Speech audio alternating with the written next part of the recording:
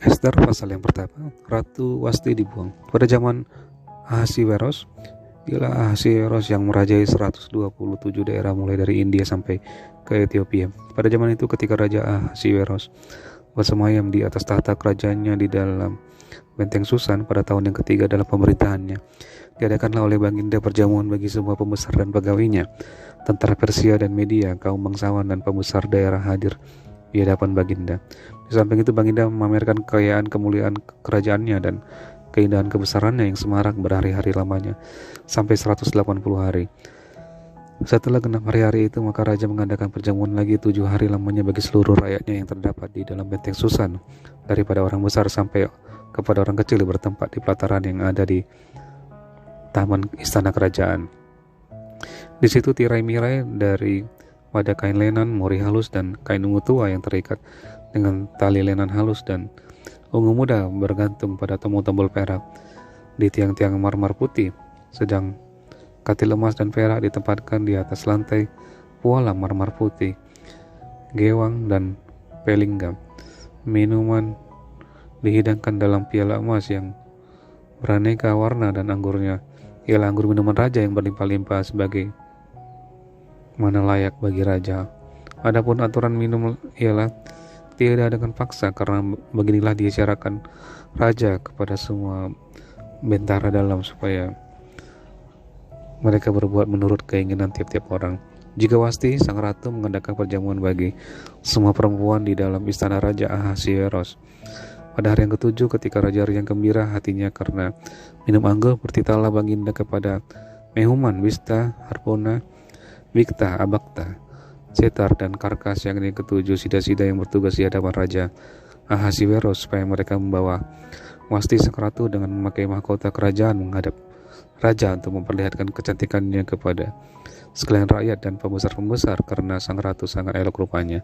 Tetapi Ratu Wasti menolak untuk menghadap menurut titah raja yang disampaikan oleh sida-sida itu, sehingga sangat geramlah raja dan berapi-apilah murkanya.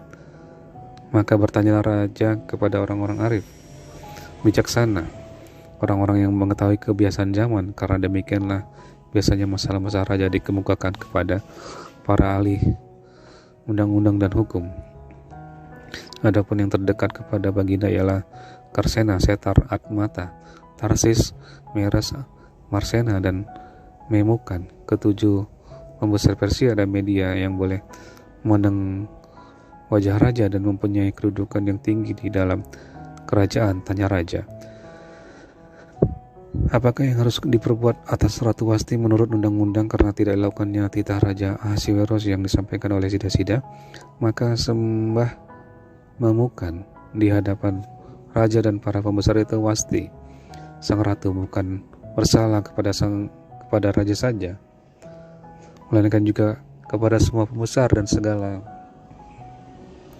bangsa yang di dalam segala daerah Raja Ahasiweros, karena kelakuan sang ratu itu akan merata kepada semua perempuan, sehingga mereka tidak menghiraukan suaminya apabila diceritakan orang. Raja Ahasiweros memerintahkan supaya Wasti sang ratu dibawa menghadap kepadanya, tetapi ia tidak mau datang. Pada hari ini juga istri para pembesar raja di Persia dan media yang mendengar tentang kelakuan sang ratu akan berbicara tentang hal itu kepada suaminya, sehingga berlarut-larutlah penghinaan dan kegusaran. Jikalau baik pada pemandangan raja, hendaklah dikeluarkan suatu titah kerajaan dari hadapan Baginda dan dituliskan di dalam undang-undang Persia dan media, sehingga tidak dapat dicabut kembali, bahwa pasti dilarang menghadap Raja Ahasiweros dan bahwa raja akan mengaruniakan kedudukannya sebagai ratu kepada orang lain yang lebih baik daripadanya.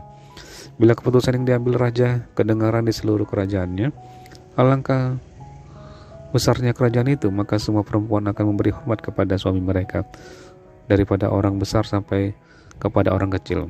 Usul itu dipandang baik oleh raja serta para pembesar. Jadi bertindaklah raja sesuai dengan usul Memukan itu. Dikirimkanlah oleh Baginda surat-surat ke segenap daerah kerajaan, tiap-tiap daerah menurut tulisannya dan tiap-tiap bangsa menurut bahasanya bunyinya. Setiap laki-laki harus menjadi kepala dalam rumah tangganya dan berbicara menurut bahasa bangsanya. Ester pasal yang kedua. Ester diangkat menjadi ratu. Sesudah peristiwa-peristiwa ini, setelah kepanasan murka Raja Ahasiweros turun, terkenanglah Baginda kepada Wasti dan yang dilakukannya dan kepada apa yang diputuskan atasnya. Maka sembah para biduanda raja yang bertugas pada Baginda.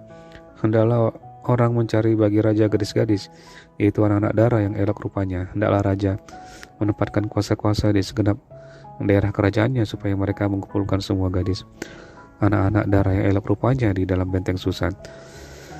Di balai pertemuan di bawah pengawasan Hegai, sida-sida raja, penjaga para perempuan hendaklah diberikan wangi-wangian kepada mereka.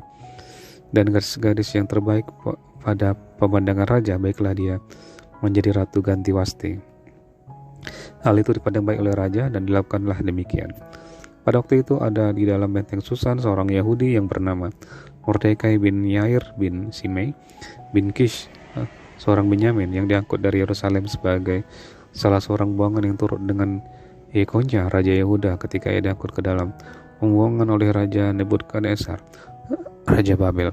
Mordekai itu pengasuh Hadasa, yakni Esther, anak saudara ayahnya, sebab anak itu tidak beribu bapa lagi.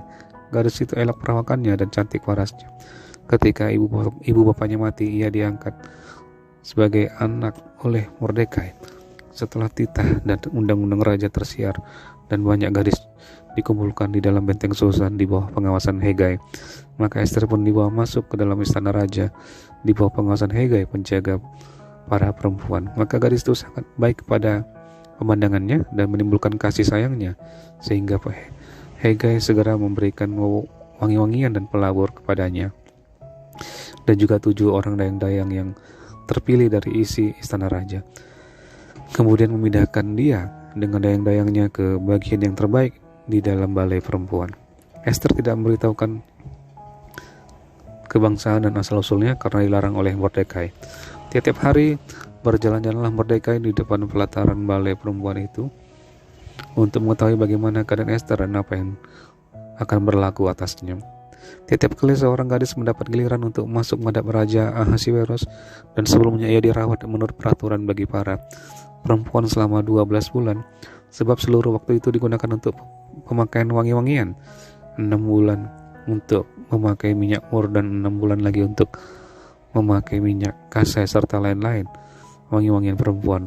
Lalu gadis itu masuk menghadap raja dan segala apa yang dimintanya harus diberikannya kepadanya untuk dibawa masuk dari balai perempuan ke dalam istana raja.